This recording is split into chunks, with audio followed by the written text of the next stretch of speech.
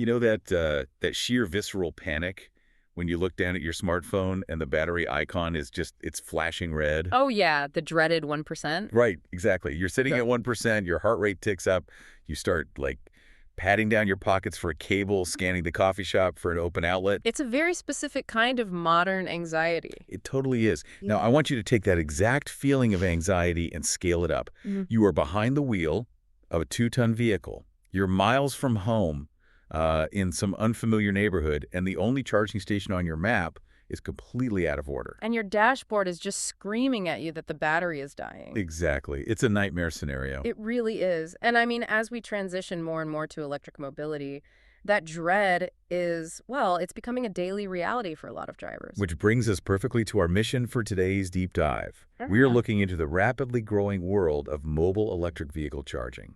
We're going to unpack how basically putting EV chargers on wheels is stepping in to fix all these broken promises of fixed infrastructure. Curing range anxiety on the go. Right, and keeping our hyper-fast economy actually moving.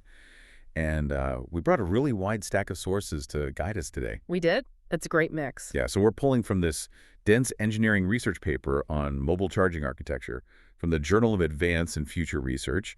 We've got market forecasts from TechSci Research, some data from the Be-Charged EV blog. Plus the business expansion news from Benzinga. Right. And we're also factoring in this really insightful consumer behavior report on the on-demand economy by TGM Research. And finally, a practical resiliency guide for electric fleets put out by the Environmental Defense Fund. It's a phenomenal cross-section of information, honestly. I mean, we're moving from the behavioral psychology of why we demand so much vehicle uptime all the way down to the thermal engineering required to actually build these mobile systems. But, you know, before we even touch the hardware of these mobile chargers, we really have to look at the people. The human element. Right, the unrelenting consumer demand that makes vehicle uptime just a non-negotiable requirement of modern life. Yeah. Because according to the TGM Global Ride-Hailing and Food Delivery Report, the on-demand economy isn't a luxury anymore. No, not at all. It's the absolute backbone of daily logistics. Especially in the Asia-Pacific region.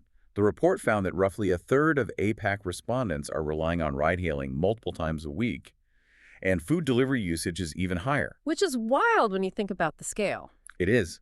We have built this ecosystem where millions of independent drivers simply cannot afford to be offline. Like their livelihood depends entirely on continuous motion. And the TGM data also highlights a really crucial variable in that demand curve, which is the weather.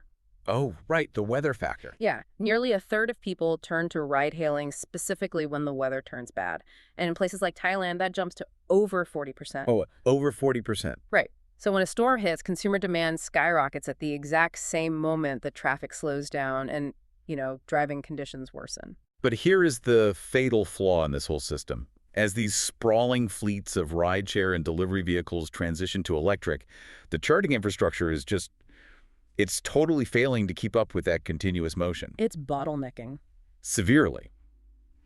Looking at the stats from the Be-Charged blog, the U.S. currently has over 326,000 public charging ports, which, I mean, on paper, that sounds sufficient. Sure, on a spreadsheet, it looks great. But the reality on the ground is that up to half of those chargers might be broken, software glitched, or just completely offline at any given time. Up to half. And that unreliability has massive consequences. I mean, it led to 160,000 EV roadside assistance calls recorded by AAA in just 2023. Let's unpack this for a second, because we are building this high-speed, convenience-first lifestyle on top of a fueling infrastructure that is essentially a roll of the dice. A total gamble. It's like building a state-of-the-art bullet train but forgetting to lay half the tracks.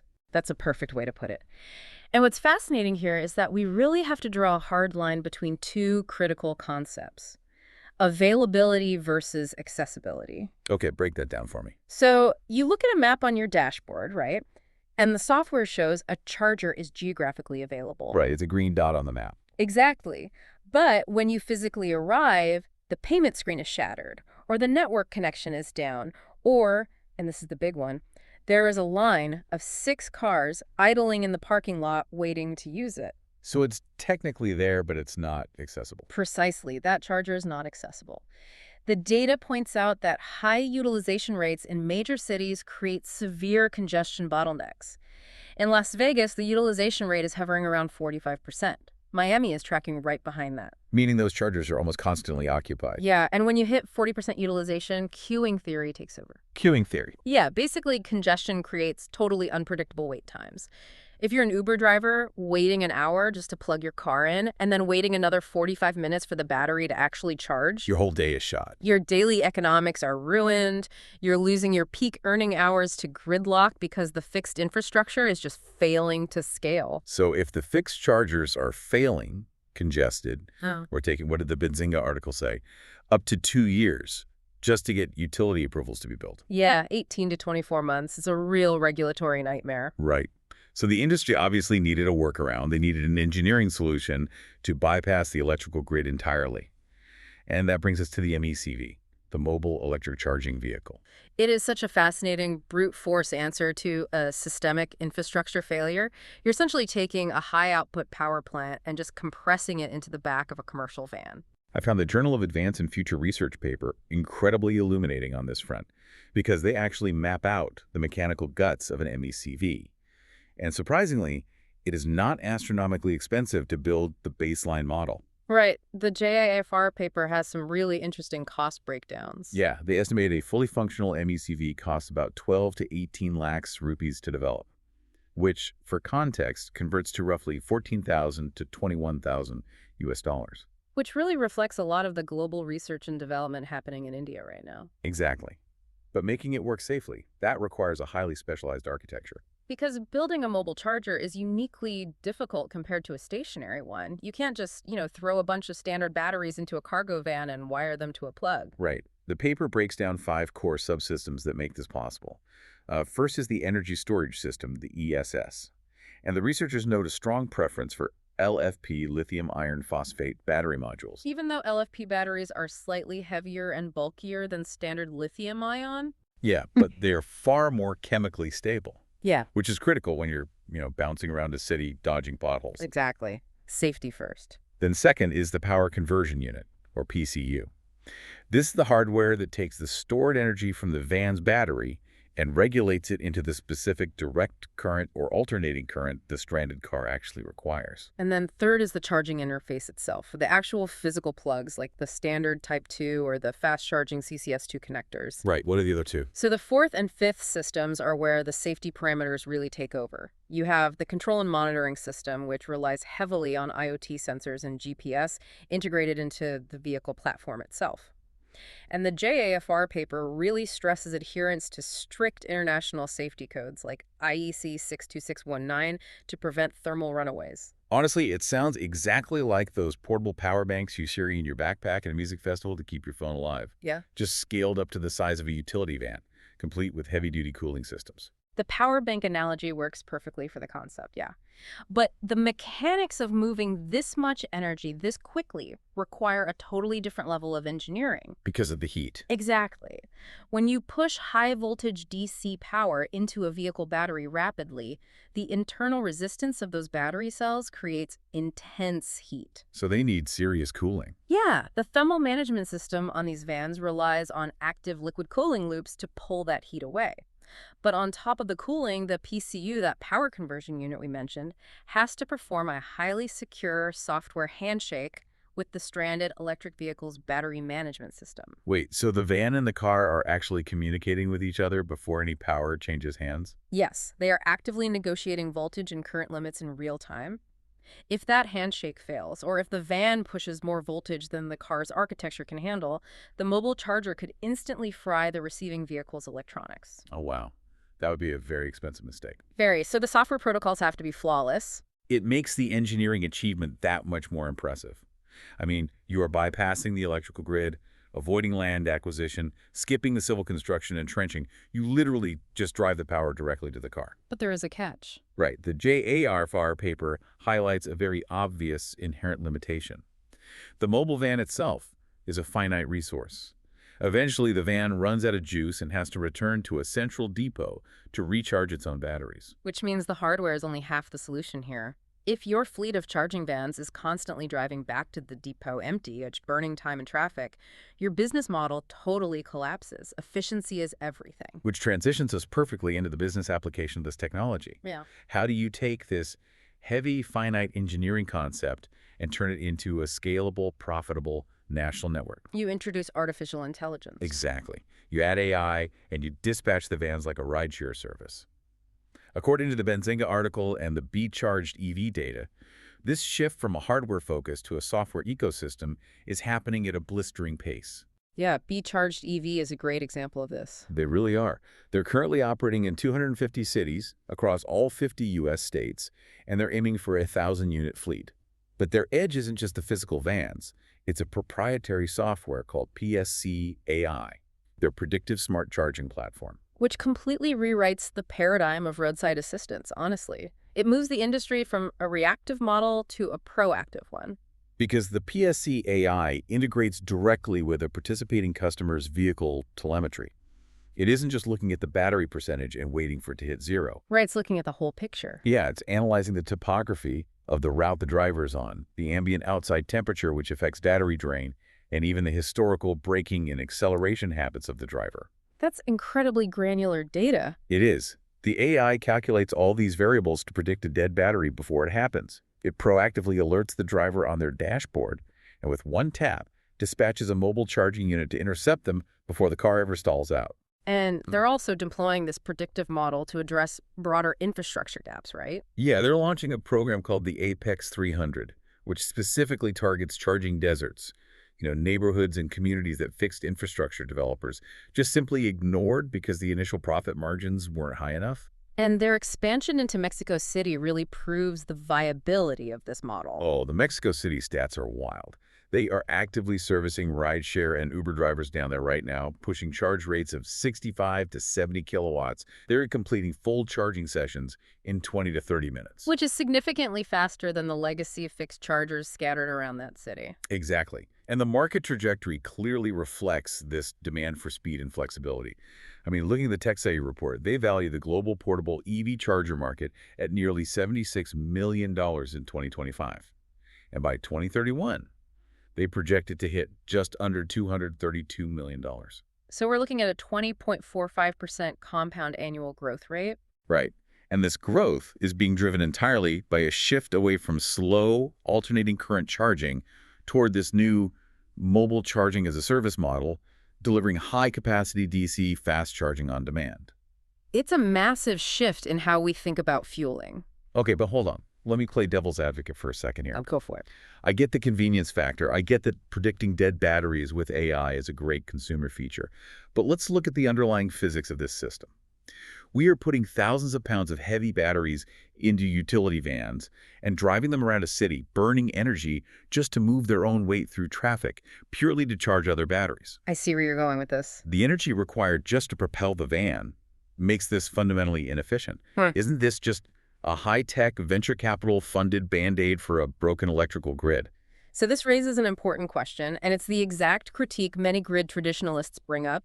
And honestly, on a pure, isolated physics level, you are correct. It is technically inefficient to move batteries with batteries. But calling it a Band-Aid misunderstands the structural reality of urban energy grids. It is not about raw physical efficiency. It's about agility. Okay, agility over efficiency. Exactly. Fixed infrastructure is permanently bogged down by the realities of the physical grid. You have hard utility limits on how much power a specific city block can draw. You have global transformer shortages delaying projects for years. So you literally just can't put chargers wherever you want. You can't. Yeah. A fixed fast charger bolted into a concrete parking lot in a downtown business district is completely useless on a Sunday afternoon if all the charging demand has shifted to a sports stadium on the other side of the city. So the fixed supply is trapped while the demand is constantly moving. Spot on. A mobile fleet managed by an AI routing system provides dynamic elasticity. The vans move to where the demand is highest on any given day at any given hour. They absorb the peaks and valleys of urban movement. That makes a lot of sense. It offers a charging-as-a-service model that the rigid, physical electrical grid simply cannot match without tearing up every street in the city to lay new high-capacity cables. It's not replacing the grid. It's providing the elasticity the grid lacks. Moving the supply exactly to where the demand is peaking. Okay, that makes sense when we look at the daily convenience economy. But let's zoom out and look at the macro economy. We've talked about the consumer and the rideshare driver. I want to shift focus to commercial fleets. Because this is where the financial stakes go from inconvenient to catastrophic. Absolutely. The transition of commercial fleets to electric power introduces a level of operational risk that most logistics managers have, frankly, never had to model before. No, it's a completely new paradigm for them. We read through this incredibly practical resiliency guide published by the Environmental Defense Fund, the EDF, and they point out a reality that is remarkably easy to overlook. When a commercial fleet of delivery vans or logistics trucks transitions from diesel to electric vehicles, their local electric utility effectively becomes their sole fuel supplier. So what does this all mean? If I'm a logistics manager, the electric grid is my new gas station. And in the diesel era, if one gas station was closed, a truck could just drive to the next one. A fleet manager would never willingly rely on a single, centralized fuel supplier without an ironclad backup plan. Never. The EDF report notes that while the U.S. electrical grid is highly reliable on a national average, hovering around 99.9% uptime, that tiny fraction of a percent of downtime can be devastating. Especially with extreme weather events, which are the primary culprit. Exactly. Like Hurricane Ida in Louisiana taking down power infrastructure for weeks. Or on the West Coast, you have these preemptive public safety power shutoffs, where utilities intentionally cut power to entire regions for days just to prevent their equipment from sparking wildfires during high winds. And when an entire delivery depot loses power, the lights going out in the office is the absolute least of their worries. The entire delivery business is paralyzed. The cost of downtime is catastrophic. And historically, the backup options for EV charging at a commercial scale have been severely limited and, quite frankly, highly flawed. Yeah, the EDF outlines three main contingency options for these fleets. First is installing solar photovoltaic arrays combined with massive on-site battery storage. Which is clean, and it provides daily cost savings by shaving peak energy usage. The problem is, it requires an immense amount of physical space, significant capital, Yeah. and inherently relies on the sun shining. Right. Second, you have fuel cells, which typically use natural gas to generate power. And third, you have traditional combustion generators burning diesel or natural gas. And combustion generators are the legacy go-to because they are relatively cheap to purchase up front, and diesel is incredibly energy dense. But relying on diesel generators to charge an electric fleet is a profound step backward if a company's mandate is zero emissions. It defeats the whole purpose. They produce heavy greenhouse gases, degrade local air quality, and require intense, continuous maintenance. But more critically, during a major natural disaster, diesel generators require constant fuel deliveries. Right? If roads are blocked by debris or regional fuel supply chains collapse, your backup generator is totally useless. And the cost of downtime in logistics is brutal. If you can't charge your vans, you can't deliver packages, you lose lucrative contracts, revenue drops to zero, and the entire operation grinds to a halt. That operational vulnerability is exactly where the risk-based economic analysis from the EDF report really comes into play.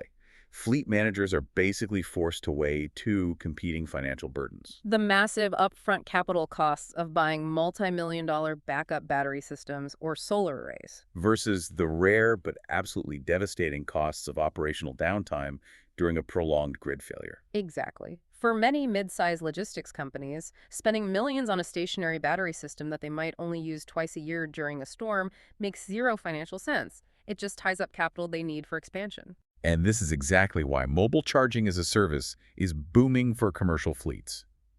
The TechSci report specifically highlighted companies like Spark Charge and Pioneer Power Solutions, who are aggressively raising capital to target these commercial operations. They basically function as an on-demand emergency fuel line. Which takes that resiliency risk entirely off the fleet manager's balance sheet. It shifts the financial model from a massive capital expenditure, a CapEx, to a flexible operating expenditure, or OpEx. Right. If a hurricane knocks out the grid or a utility forces a power shutoff, the logistics manager simply calls the service. And the vans just show up. The mobile charging units roll up to the dark depot, negotiate the handshakes with the delivery vans, push the necessary kilowatts, and the fleet goes out on time the next morning. The fleet pays only for the energy delivered, completely bypassing the need to own the backup infrastructure themselves. It turns an infrastructure nightmare into a predictable subscription service. It's brilliant. We have covered a lot of ground today, so let's briefly recap this journey. We started by looking at the unrelenting demand of the daily convenience economy. Right. Millions of people relying on ride shares and food delivery, supported by drivers who simply cannot afford to sit in a 40% utilized queue waiting for a broken fixed charger. Then we examined the mechanical engineering of the MECVs themselves. We looked at the necessity of stable LFP batteries, the complex liquid cooling systems required to manage the thermal loads of fast DC charging. And the critical software handshakes that prevent these mobile power plants from damaging the vehicles they are trying to save. Exactly. We saw how the finite nature of those batteries required the industry to pivot to software. AI platforms like B-Charged PSC are reading route topography and weather data to predict dead batteries before they happen. Transforming heavy vans into smart, predictive networks. And fueling a market racing past $200 million. Finally, we explored how these mobile chargers act as the ultimate operational insurance policy, allowing commercial fleets to survive catastrophic grid failures without sinking millions into stationary backup batteries. So whether you are managing a multi-million-dollar logistics fleet trying to survive a regional power shutoff, or you're simply trying to get an Uber home in a rainstorm without the driver running out of battery, mobile charging is quietly weaving itself into the invisible safety net of the modern economy. It is bridging the gap between the rigid physical infrastructure we currently have and the dynamic, elastic infrastructure our economy actually demands. But before we go, I want to leave you with a thought that stretches just a bit beyond the research papers we reviewed today. Okay, let's hear it. So we've established that these mobile charging vans are essentially driving power plants. We also know that our personal electric vehicles are essentially giant batteries on wheels.